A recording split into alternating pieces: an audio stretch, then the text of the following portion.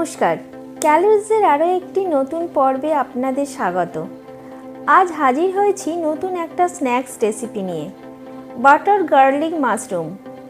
নামটা শুনলেই মনে হয় প্রচুর ঝামেলা, কিন্তু বাড়িতে একবার এই প্রসেসে বানিয়ে দেখবেন চটজলদি খুব কম উপকরণে কম সময়ে তৈরি হয়ে যায়।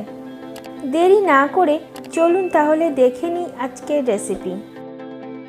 এখানে 250 গ্রাম মাশরুম আছে। প্রথমে মাশরুমগুলো পরিষ্কার করে নেব, সেই জন্য একটা বোলের মধ্যে মাশরুমগুলো নিয়ে নিয়েছি।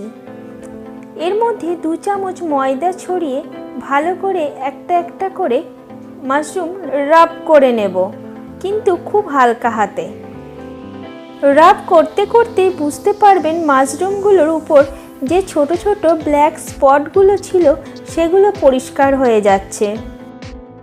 এরপর ধুয়ে নেব উষ্ণ গরম জল দিয়ে।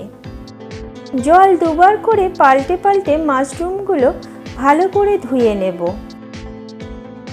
রেসিপি যদি আপনাদের ভালো লাগে তাহলে অনুরোধ রইল চ্যানেলটিকে সাবস্ক্রাইব করার, পাশে থাকা বেল আইকনটি প্রেস করবেন আর ভিডিওটি শেষ পর্যন্ত সাথে থাকবেন।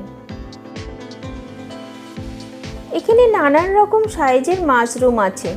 বড় সাইজের মাশরুমগুলো 4টে পিসে কেটে নেব, আর ছোট মাশরুমগুলো 2 ভাগে ভাগ করে নেব। মাশরুম ছাড়াও আমাদের কি উপকরণ লাগছে সেগুলো একবার দেখে নিই। রসুন কুচানো 1 টেবিল স্পুন, গোলমরিচের গুঁড়ো 1 teaspoon, chilli flakes 1 teaspoon, oregano 1 teaspoon, butter 15 gram. এরপর একটা ফ্রাই প্যান গ্যাসে গরম করে 10 গ্রাম মতো বাটার দিয়ে দেব। ফ্রাই প্যান এইভাবে ঘুরিয়ে ঘুরিয়ে বাটার স্প্রেড করে নেব। তারপর কুচানো রসুনগুলো দিয়ে একবার নেড়েচেড়ে মাশরুমগুলো দিয়ে দেব। এরপর মাশরুমগুলো একটু রসুনের সাথে মিনিটখানেক ভেজে নিয়ে 1/2 চামচ লবণ দিয়ে দেব। লবণটা একটু বুঝে দেবেন, কারণ বাটারেও লবণ থাকে। এবার ঢাকা দিয়ে দেব। লবণ দিয়ে ঢাকা দেবার জন্য মাশরুম থেকে জল বের হবে, আর এই জলেই মাশরুমটা সেদ্ধ হয়ে যাবে। দেখুন মাশরুম থেকে কতটা জল বের হয়েছে। ঢাকা দিয়ে দেব। এবার দেখুন জলটা শুকিয়ে গেছে, মাশরুমগুলোও সেদ্ধ হয়ে গেছে। এরপর একে একে বাকি উপকরণগুলো দিয়ে দেব। প্রথমে দেব গোলমরিচের গুঁড়ো,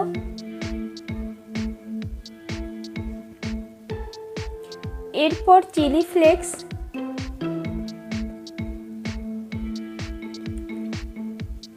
তারপর অরিগ্যানো।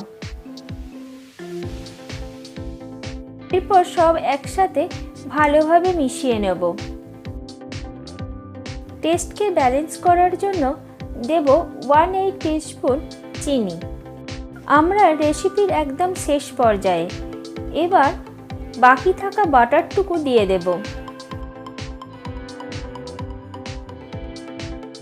এরপর ঢাকা দিয়ে গ্যাস বন্ধ করে দেব। সব শেষে কুচিয়ে রাখা ধনেপাতাগুলো দিয়ে ঢাকা দিয়ে দেব। 2 মিনিট পরে সার্ভ করব। তৈরি হয়ে গেছে আমাদের অত্যন্ত লোভনীয় স্ন্যাক্স বাটার গার্লিক মাশরুম। বাড়িতে অতিথি এলে রাত্রে ডিনারের স্টার্টার হিসেবে তৈরি করতে পারেন এই রেসিপি। আবার বাচ্চার স্ন্যাক্স, সন্ধেবেলার স্ন্যাক্স হিসেবেও পরিবেশন করতে পারেন। তাহলে চটপট বানিয়ে ফেলুন আজকের এই বাটার গার্লিক মাশরুম। আজ এই পর্যন্তই। আবার দেখা হবে নতুন কোনো রেসিপির সাথে অন্য এক পর্বে। ভালো থাকবেন, সুস্থ থাকবেন, ক্যালোরিজের সাথে থাকবেন। নমস্কার।